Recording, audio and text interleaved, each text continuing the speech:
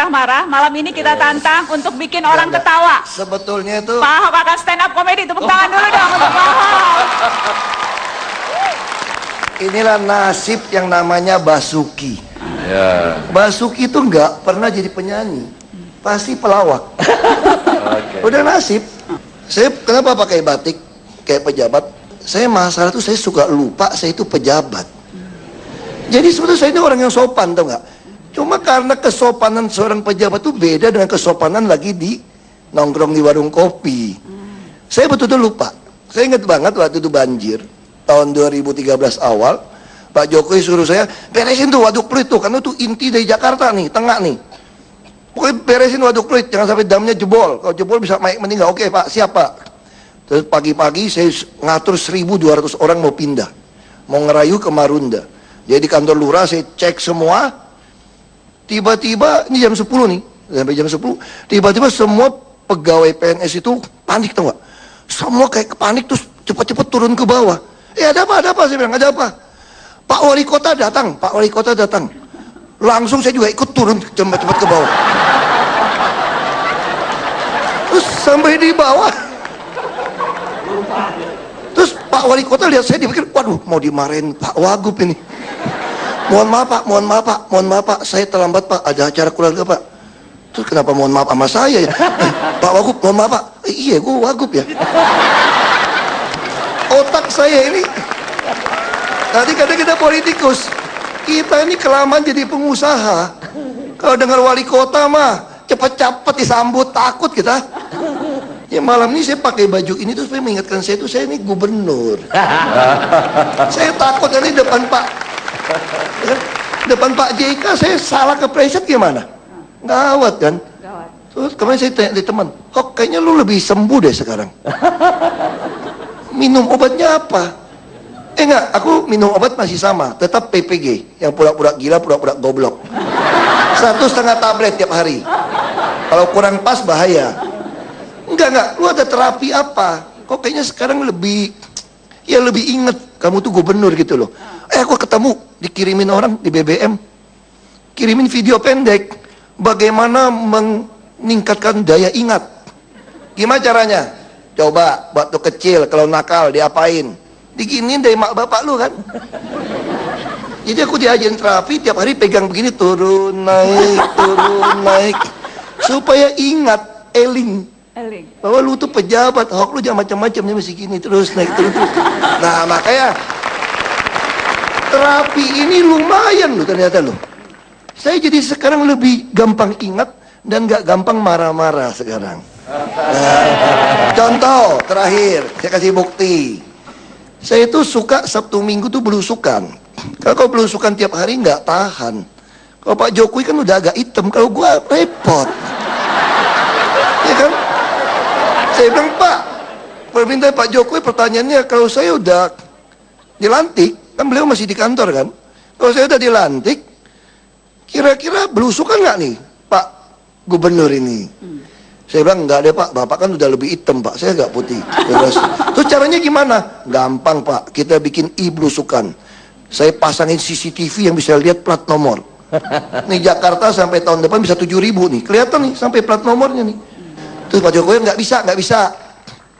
Tetap harus ke lapangan, karena ketemu rakyat itu beda, kata beliau kan.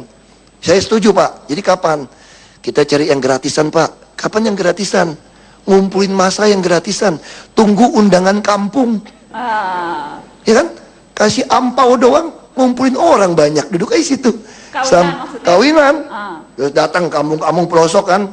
Ada yang datang di rel kereta api. Samping rel kereta api, tembok dijebol, dibikin panggung, pesta. Terus saya datang kan. Ya, ini rel kereta api nih, jalan kan. Terus apa saya nyalamin, Ahok, gitu tuh. Emang cuma dulu doang dipanggil. Aku juga kakak dipanggil gubernur. Ahok datang. Ya udah, begitu masuk. Biasa kan, foto-foto kan. Udah foto-foto pulang. Terus mobil masih jauh nih, saya lagi jalan nih. Waduh, ini kayaknya ada preman-preman juga nih. Banyak pakai tato-tato, tapi ada pengawal nih. Terus begitu naik ke mobil, jalan pelan, jalan berbatu jelek, buka kaca. Tahu nggak tuh? Masyarakat panggil apa tuh nggak? Ahok, enggak. Pak, tolong ya Pak, jangan digusur ya Pak. Ya ilah, dia aku datang bilang mau gusur. Datang ke tepi sungai juga sama. Pak, tolong ya Pak, habis dari sini jangan digusur ya. Terus saya jawabnya apa coba? Masih terus terang, ini zaman modern, nggak bisa bohong. Kaca belum tutup, bilang ini. Tenang, tenang, belum giliran, tapi pasti digusur. Saya kira itulah kira-kira suka dukanya. Terima kasih. Terima kasih. Terima kasih Pak Ahok, Pak Ganjar, terima kasih. Masih akan ada surprise. Tadi aku sebut Kang Emil, Bapak Jomblo Nasional. Karena kayaknya wali kota yang paling concern sama nasib para jomblo itu Kang Emil. Sampai bikin taman jomblo loh di Bandung. Gini, itu efektif nggak taman jomblo? Harus dibuktikan dulu. Di Bandung itu penduduknya kan 2,7 juta, 60% di bawah 40 tahun. Dan ini mewakili populasi Indonesia. Nah, secara statistik di bawah 40 tahun itu rata-rata statusnya memang single. Atau jomblo. Tapi jomblo itu nasib, kalau single itu pilihan. Jadi beda. Sangat memahami tampaknya. Jadi kalau diejek orang bilangnya saya bukan jomblo, saya single. Nah, single, gitu. beda ya, opsi. Tapi saya mau tahu dong komunikasi kalau lewat stand up. Stand up comedy ya. Stand up comedy dong. Di situ dong. Berarti nyaingan Pak Ahok ya? 3 menit. Ini ngomong-ngomong saingan emang mau maju pilkada DKI? Semua indah pada waktunya. Wes. Assalamualaikum warahmatullahi wabarakatuh. Nama saya Ridwan Kamil. Saya wali kota dari sebuah negeri yang bahagia.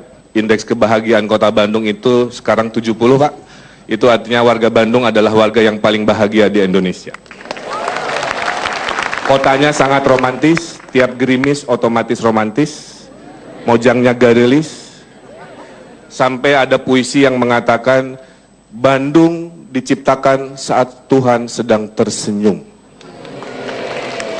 Terus ada yang nanya, Pak, kalau Tuhannya agak marahan, kalau Tuhan agak marahan menciptakan Jakarta. Maaf Pak Ahok ya. Tapi kalau Tuhannya agak cuek, kalau Tuhan lagi cuek menciptakan Banten dicuekin. Nah, Soekarno itu di Hari Pahlawan Bandung memberikan jama jalan kepada pendiri Republik Indonesia, Dr. Insinyur Soekarno. Soekarno itu saking jatuh cinta dengan Bandung, beliau punya puisi juga. Ke Bandunglah aku kembali kepada cintaku yang sesungguhnya. Tapi kalau saya lain, ke Bandunglah aku kembali kepada mantan-mantanku yang sesungguhnya. Nah, di Bandung ini, Pak, tahun ini kami sedang mencoba meraih Piala Kebersihan Adipura yang 18 tahun tidak mampir di kota Bandung. Supaya nyambung dengan masyarakat, saya bikin poster.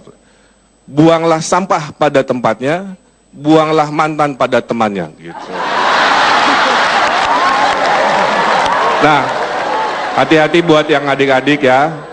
Ini kan lagi musim reuni, ya, lagi musim reuni. Saya baca-baca di ensiklopedia, arti mantan itu alumni hati. Gitu. Karena alumni hati berbahaya karena suka ngajak reuni, gitu. Nah, ada di Bandung juga kita menggunakan kalimat-kalimat tadi untuk mengajak masyarakat berubah. Ada sebuah puisi di dinding ditulis, berakit-rakit ke hulu, berenang-renang kemudian. Mantanmu sudah ke penghulu, kenapa kamu masih sendirian? Gitu.